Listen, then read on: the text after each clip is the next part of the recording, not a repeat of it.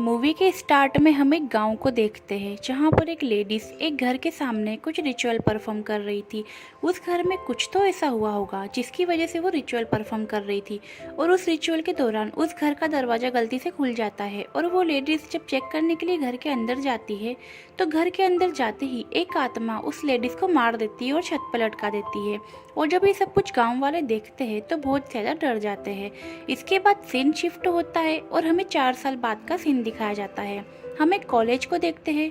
वहाँ पर हमें सूही नाम की एक लड़की को दिखाया जाता है। सूही अपने दोस्त संगयुप के साथ थी। उन दोनों ने अपने कॉलेज में 0.0 MSZ क्लब को ज्वाइन किया था और इस क्लब को बेसिकली सीनियर्स चलाते थे और उनकी टीम में टोटल 3 मेंबर्स है जिनमें से एक लड़की और 2 लड़के थे।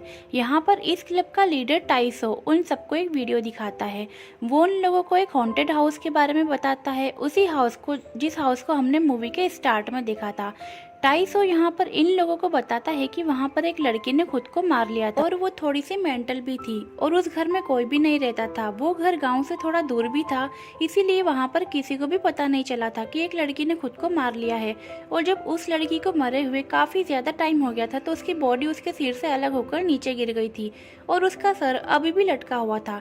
टाइसो रिचुअल के बारे में भी बताता है जो हमने मूवी के स्टार्टिंग में देखा था, जो वो लेडीज़ परफॉर्म कर रही थी। ये सभी अब डिसाइड करते हैं कि हम वहां उस घर में जाएंगे और एक्चुअल में उस घर में क्या हुआ था इस बात का पता लगाएंगे।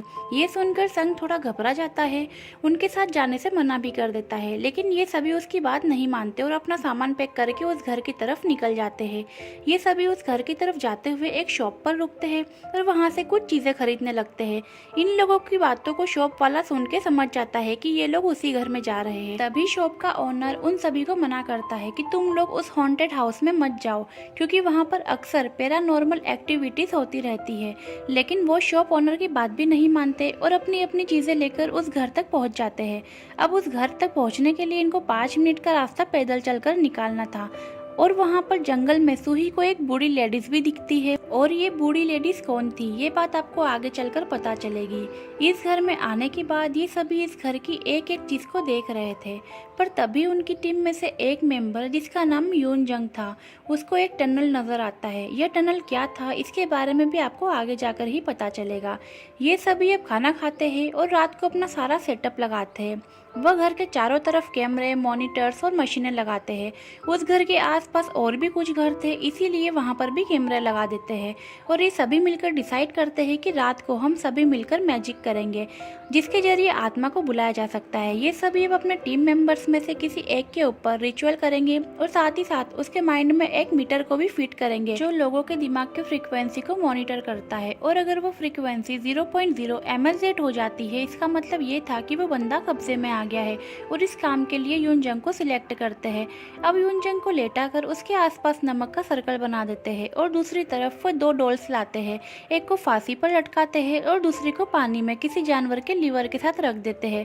अभी अपना मंत्र पढ़ना शुरू करते हैं और वो जैसे ही मंत्र पढ़ना शुरू करते हैं यून जंग वहाँ तड़पने लगती है।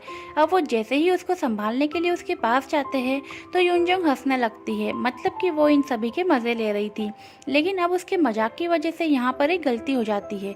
जो नमक का सर्कल इन लोगों ने बनाया था वो एक जगह से हल्का सा मिट जाता है।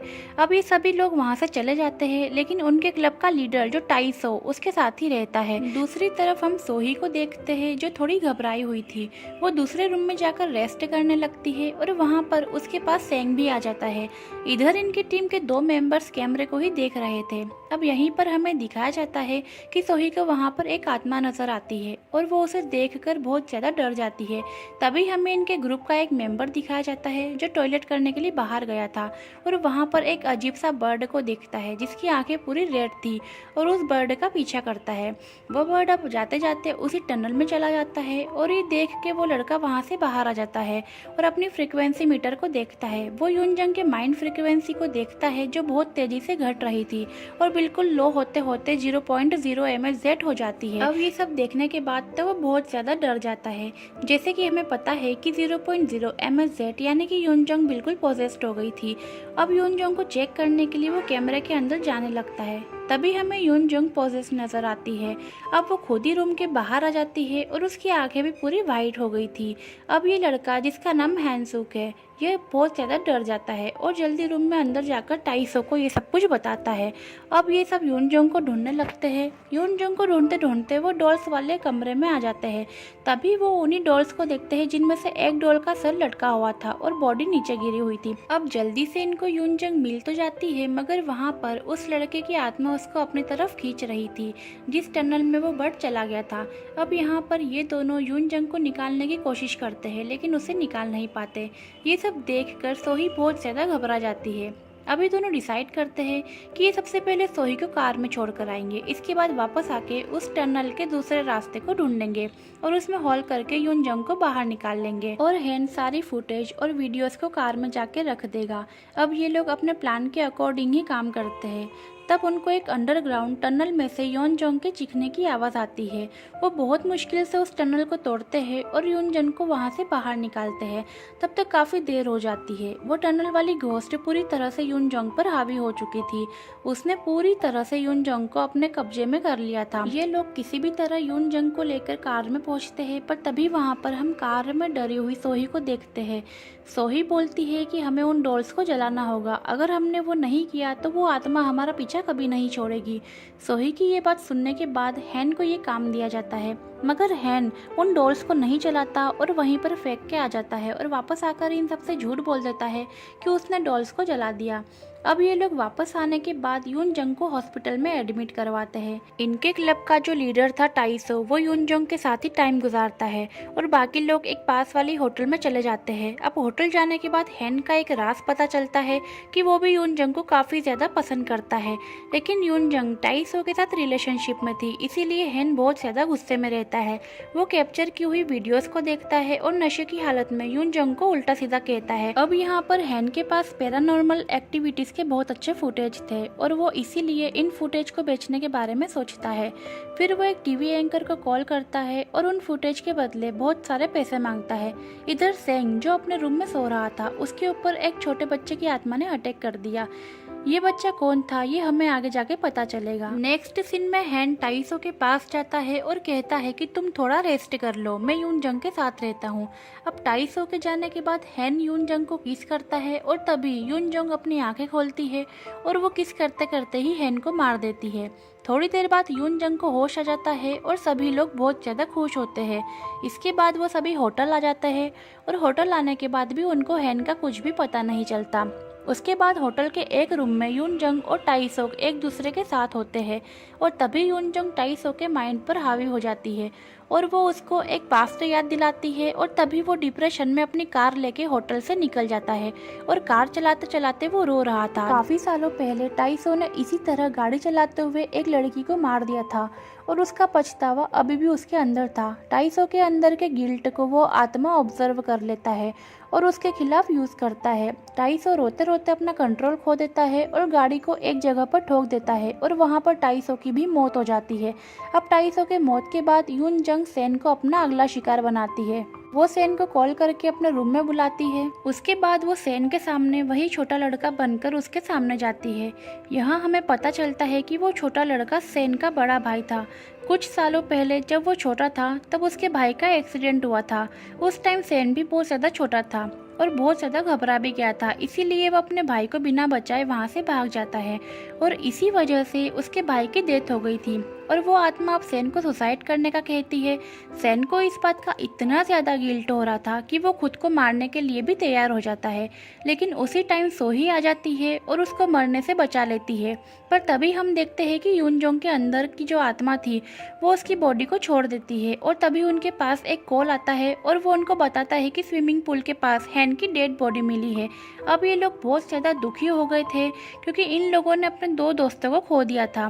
अब यहाँ पर सोही ये डिसाइड करती है कि वो यून जोंग के अंदर की आत्मा को बाहर निकाल लेगी और उसको हमेशा के लिए मार देगी, क्योंकि सोही के पेरेंट्स भूतों को भगाने का काम करते थे।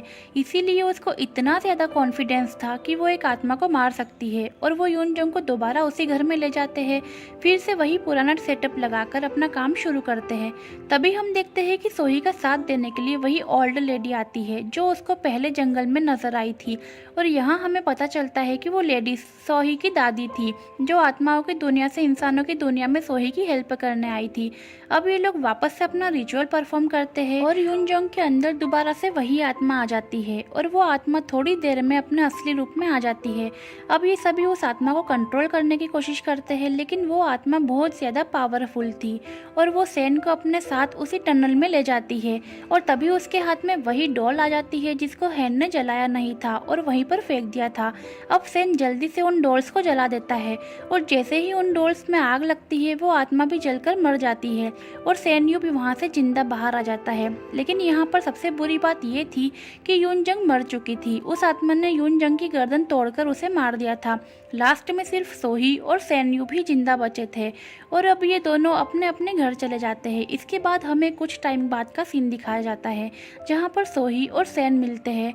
सेन सोही को अपने नॉवेल के बारे में बताता है जो पब्लिश होने वाला था। तभी उसके पास किसी का फ़ोन आता है और वो फ़ोन उठाने के लिए बाहर जाता है। अब सोही सेन का नॉवेल पढ़ने के लिए लैपटॉप को ऑन करती है और तभी सोही को एक वीडियो मिलती है जब सेंग उसी टनल में उस आत्मा के साथ था। वो उस वीडियो में देखती है कि उन डोर्स को जलाने से कुछ टाइम पहले ही सेंग के अंदर वो आत्मा आ गई थी। इसका मतलब उन डोल्स को जलाने के बाद भी वो आत्मा खत्म नहीं हुई थी और वो इतने टाइम तक सेंग के अंदर ही थी। और तभी हम देखते हैं कि सेंग के अंदर की आत्मा सोही के कंधे पर हाथ रखती है और ये मूवी यही खत्म हो जाती है। गाइस, अगर आपको हमारा एक्सप्लेन अच्छा लगा हो तो प्लीज़ हमारे चैनल को सब्सक्राइब ज़रूर करना। Thank you. मिलते हैं नेक्स्ट मूवी में।